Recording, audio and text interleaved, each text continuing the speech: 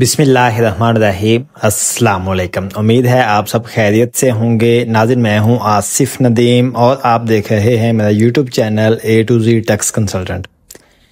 मेरे पास एक क्वेश्चन आया था कि सर ये बताएं कि अगर एक बंदा जो पाकिस्तान में पहले जॉब करता था, टैक्स ईयर के अंदर उसने 2 से 3 महीने पाकिस्तान में जॉब की, उसके बाद वो बाहर किसी कंट्री में चला गया, सऊदीया में चला गया, यूए में चला गया, यूके में चला गया, किसी भी कंट्री में चला गया और वहाँ से वो जाकर जॉब कर रहा है, वहाँ से वो सैलरी ले रहा है, तो उसकी टैक्स रिटर्न हम किस तरह से फाइल करेंगे। तो आज मैं आपको वही बताने जा रहा हूँ कि अगर आपके पास इस तरह का सिनेरियो होता है कि आपके पास लोकल इनकम भी है, आपके पास लोकल सैलरी भी है और फिर आपके पास बाहर से भी आपकी सैलरी है, तो फिर आपने कैसे रिटर्न फाइल करनी है। तो सबसे पहले तो आपको ये बता देता हूँ कि इसमें जो आपकी रिटर्न फाइल होगी वो नॉन रेजिडेंट वाली नहीं होगी। इसमें आपने नॉर्मल रिटर्न का फॉर्म लेना है। नॉर्मल रिटर्न का फॉर्म कैसे लेना है, ये सिंपली आपने जाना सिंप्लीफाइड इनकम टैक्स रिटर्न वाले फॉर्म पे जाना है। यहाँ पे आपने जाके जस्ट इसको कंटिन्यू करके अपना जो रिटर्न का फॉर्म है जो उसको आपने यहाँ से ओपन कर लेना है, उसकी लैंग्वेज चेंज कर लेनी है। लैंग्वेज चेंज करने के बाद जब आप इसको यस करके नीचे आएंगे, थोड़ा सा स्क्रॉल डाउन करके, अभी आज जो सिस्टम है FBI का ये भी थोड़ा सा स्लो चल रहा है, इसलिए आपको थोड़ा सा वीडियो जो है वो लेंथी हो सकती है। तो यहाँ पे जाके तो हम जो है इसको यहाँ पे जो है ना वो पहले रिटर्न का जो फॉर्म है हमारा, इसको हम ओपन कर लेंगे। जब अपना रिटर्न का फॉर्म ओपन हो जाएगा तो इस तरह से आपका फॉर्म आ जाएगा। अब इसमें सबसे पहले तो आपने वो इनकम मेंशन करनी है जो आपने लोकल यहाँ पे ली। फॉर एग्जाम्पल एक बंदे ने 3 महीने काम किया और उसकी 1,20,000 रुपये सैलरी थी यहाँ पाकिस्तान के अंदर, तो उसकी 3,60,000 रुपये सैलरी बनेगी।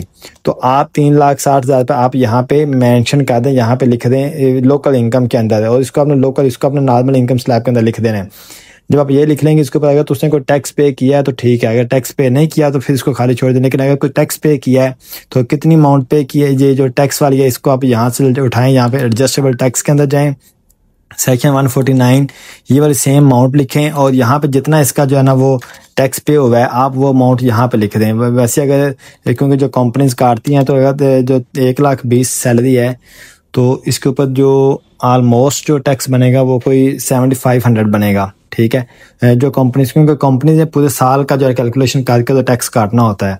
तो ये सिर्फ मैं आपको एग्जांपल के लिए बता रहा हूँ कि अच्छा ये इस तरह करके आप इसकी जो नॉर्मल इनकम की जो है वो एंट्री कर लेंगे। जब नॉर्मल इनकम की एंट्री हो जाएगी फिर आपने क्या करना है, यहाँ पे जाना है फॉरेन सोर्स के अंदर। इसके 2 तरीके करना, आप फॉरेन सोर्स के अंदर भी चले जा सकते हैं, या अगर आप यहाँ पर नहीं ऐड करना चाहते, ये फॉरेन सोर्स के अंदर जाके यहाँ पर देखें फॉरेन सैलरी इनकम है, तो फॉर एग्जाम्पल आप बाहर चले गए, वहाँ से जाके आपने जो टोटल जो आपने 9 महीने आपके पास पीछे बचे थे और उन 9 महीनों के अंदर जो है वो आपने 25 लाख जो वो ये जो मैंने एक फिगर लिखी है 25,68,000 आपने ये सैलरी विड्रॉ की है, तो इसको आपने यहाँ पे टोटल अमाउंट के अंदर भी लिखें। फिर आप इसको यहाँ से कॉपी करें और साथ यहाँ पे एग्जाम्प्ट फ्रॉम जो टैक्स इसको ये भी यहाँ पे भी कर दें। ठीक है, और इसको साथ कैलकुलेट कर दें क्योंकि इसके ऊपर कोई आपका टैक्स अप्लाई नहीं होगा।